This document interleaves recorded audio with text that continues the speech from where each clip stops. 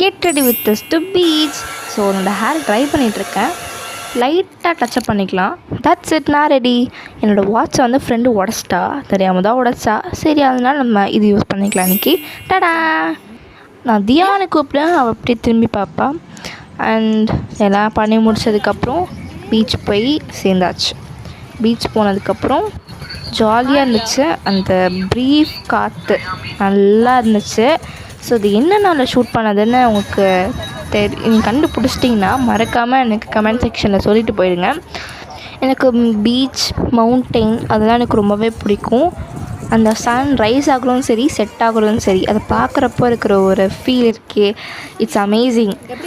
டேரெக்டாக நாங்கள் எங்கே வந்தோன்னு உங்களுக்கே தெரியும், ஃபுட் கோர்ட் தான். வந்து நல்லா சாப்பிட்டோம். இது என்றைக்காக சாப்பிட்றது தானே, ஸோ அதனால லைட்டாக சாப்பிட்டுட்டோம். ரொம்ப நல்ல கூட்டமாக இருந்துச்சு. சரி போகலான்னு நினச்சோம். இதுதான் எங்களோட லைட் ஹவுஸ்.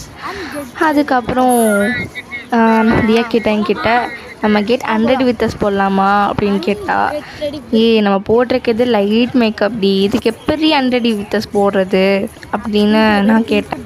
தியா மாதிரி ஒரு ஆள் இருந்தால் பொழுது போகிறது எப்படின்னே தெரியாது. ஸோ அதாவது ஃபன் பண்ணிகிட்டே இருப்பாளா. ஸோ அது அந்த நாள் வந்து சூப்பராக போயிடும். எப்படி போச்சுன்னே நம்மளால் சொல்ல முடியாது. அண்ட் இது எந்த ஊரோட பீச்சுன்னு நீங்கள் கண்டுபிடிச்சிங்கன்னா மறக்காமல் கமெண்ட் செக்ஷனில் சொல்லிட்டு போயிடுங்க. அண்ட் இது என்ன நாள் நீங்கள் கண்டுபிடிச்சிருப்பீங்கன்னு நினைக்கிறேன். ஷேர் பண்ணுங்க, மறக்காம சப்ஸ்கிரைப் பண்ணுங்க, பெல் ஐக்கானை டேப் பண்ணி வச்சுக்கோங்க. அப்போ நாங்கள் போகிற வீடியோ உங்களுக்கு நோட்டிஃபிகேஷனில் வரும்.